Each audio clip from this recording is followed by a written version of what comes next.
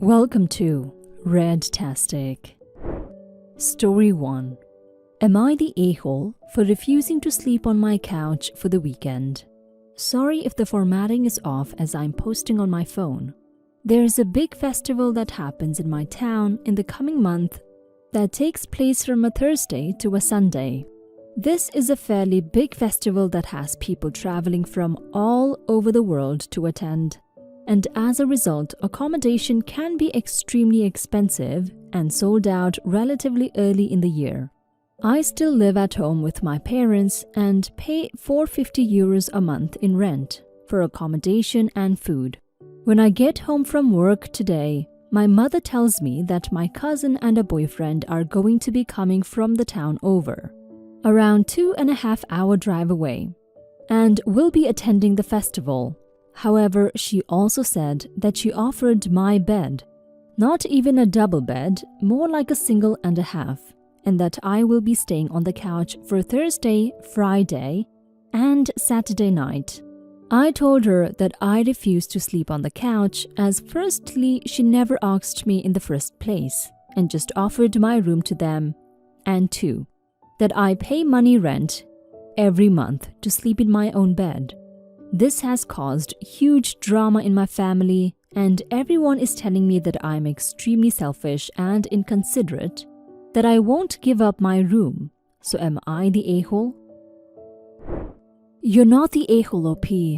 Your mother and family members are. You're paying your parents rent for your room, but your mom didn't think it was necessary to consult you before offering your cousin and a boyfriend your room to sleep in for 3 days. That is very disrespectful and unfair. Why would you sleep on the couch for 3 days when you pay rent? You're definitely not the a-hole here, and your family members who think you are being unreasonable. Now for some comments. Not the a-hole. People keep bringing up the fact that you pay rent. Besides the fact that you pay rent, she's willing to remove her own son from his room without asking for a night for her niece and a boyfriend. She's absolutely the a-hole. What are they even going to do in that bed? In your bed? Why don't they sleep on the couch? Why doesn't she give her bed for them?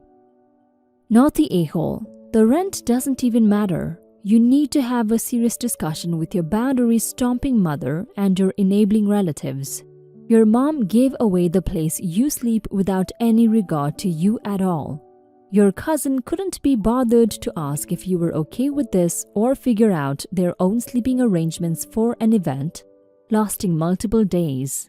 And your family is blaming you for their lack of planning and consideration. Why would this ever be okay? OP, you are not the a-hole. Your parents are the a-holes for not consulting with you and for giving up your room that you pay for. It is very disrespectful of your parents to do this to you. And I effing hate that there is now a family drama just because you refuse to be treated this way. To me, this sounds very controlling and very effing childish. Your parents, not you. You are not inconsiderate for expecting to sleep in the bed you pay for. What is inconsiderate is your mom presuming she can just give your bed away without consulting with you, while still taking your money for that bed. Story 2. Am I the a-hole for not keeping my stepson's favorite foods in the house? My stepson is going through a typical teenage attitude phase. He's 14 and has decided that he no longer needs to follow the long-standing custody visitation schedule. His mom lives near us, so making changes to the schedule isn't all that difficult. But his capriciousness about it has made things very challenging. He'll say he wants to be at our house, then change his mind at the last minute, and vice versa. So making any real plans is next to impossible. I do all the shopping. I buy all the groceries. I've always made sure to keep a variety of things that everyone likes on hand. Favorite fruits, preferred type of peanut butter, snacks, etc. But lately, food has been going to waste because he changes plans so often. For instance, he likes a specific type of milk.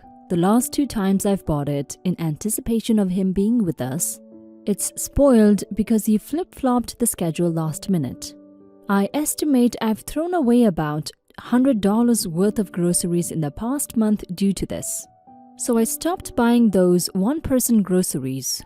He came over last-minute change last night. We had to order dinner because I wasn't planning on cooking since I didn't know he was going to be here. I didn't take anything out to thaw or prep. This morning there was a huge row because we didn't have milk or his usual bagels. We had the type his dad and I eat, but he doesn't like those. I told him I didn't buy any because I had no idea if he was going to be here or not. He got angry at that and texted his mom, who then called his dad, my husband, and told him that I was making son unwelcome by not refusing to have the food he likes in the house. To my shock, my husband seems to agree with her. He said I should just plan on him being here, since this is his house also. Yes, of course it is. And if the food goes bad, then so be it. I said that I would be perfectly okay keeping the food for him stocked if I knew he was going to stick with the schedule he had and not constantly make last-minute changes. I'm not a housekeeper or paid cook. I love having him here. But the complete inability to make any plans at all is just too much.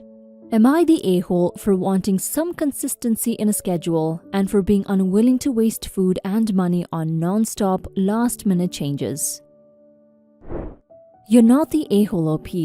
I don't understand why your husband would agree with his ex on this.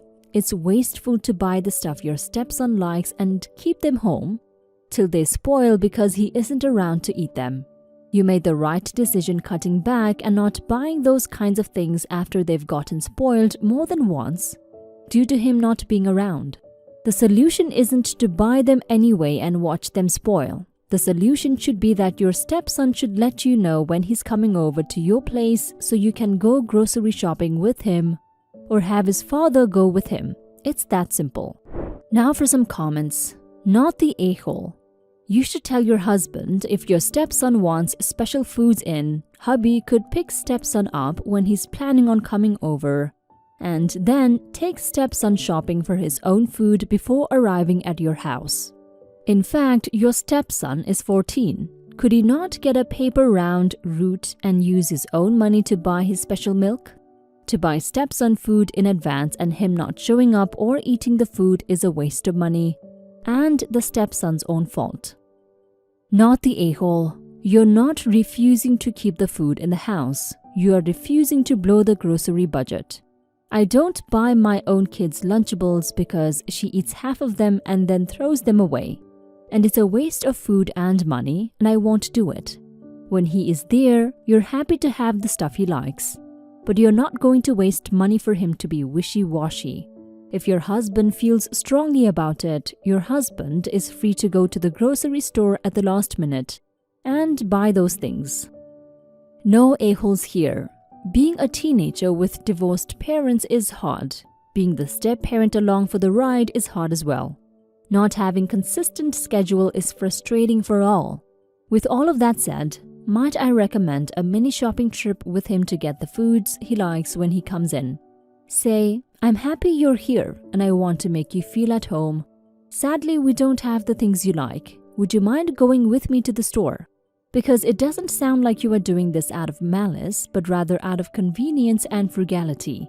You don't know when he's there, so that's why the food isn't there. Story 3. Am I the a-hole for flipping my stepson's car for a profit?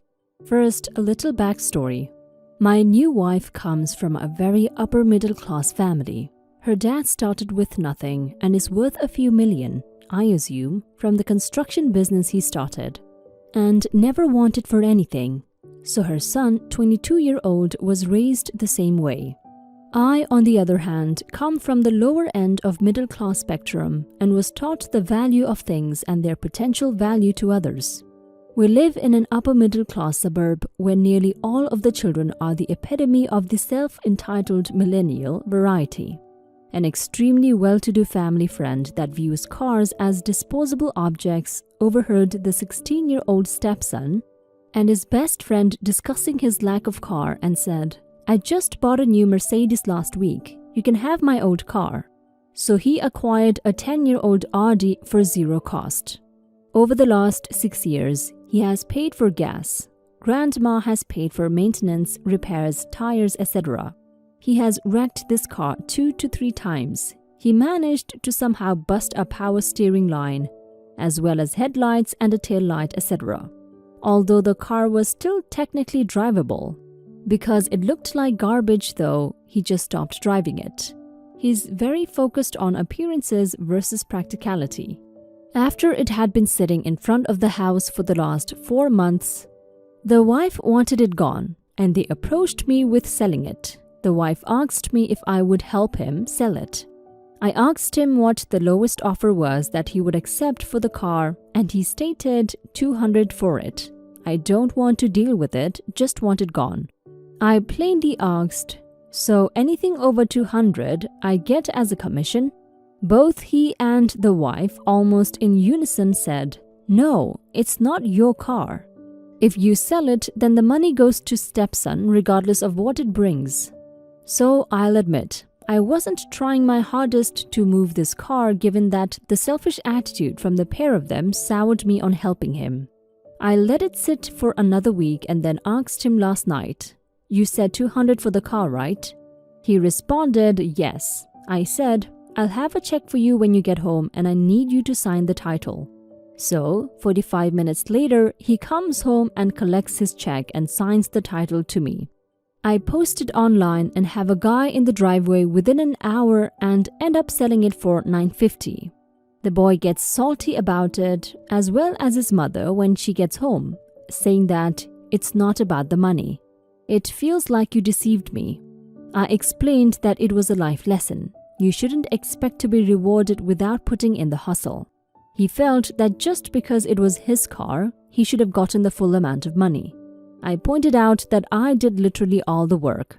To settle the dispute, I ended up giving him an additional $275, bringing his total to $475, half of the total sale. And I was forced to apologize for deceiving him. Am I the a-hole here? Or am I okay in being a little secretly salty that I had to give up half my profits? Now for some comments. You're the a-hole. You knew damn well that the car was worth much more than $200, so instead of working out a fair and in good faith negotiation with him, you deliberately withheld that information to make a profit. You were being slick and you know it. The upper middle class background fluff was completely irrelevant to the story and sounds like you're just using the entitled millennial trope as your justification. You're the a-hole. Your wife asked you to help him sell the car. You didn't even bother. He has never sold a car before. He doesn't know what to ask. You took advantage of that, bought the car, then immediately upsold it. You're acting like a shady businessman, not his stepfather, and telling him it was a good lesson because he is a self-entitled millennial who wanted for nothing. The better lesson would have been to teach him to do some research to find out what the car is worth, rather than cheating him. The lesson that you just taught him is to not trust anyone, including you and other family. You're the a-hole. Sorry, I usually find myself leaning towards the guy's point of view, but not this time. You should give him all the money. You were deceptive. If you stood your ground and were upfront, that would just have been a disagreement. You basically stole from him. That you feel justified for it really makes you a major a-hole. Have the balls to stand up for what you're going to do or don't. If you could not stand up for taking a commission for your time, then you get no commission after the fact. Either way, don't scam family and try to justify it.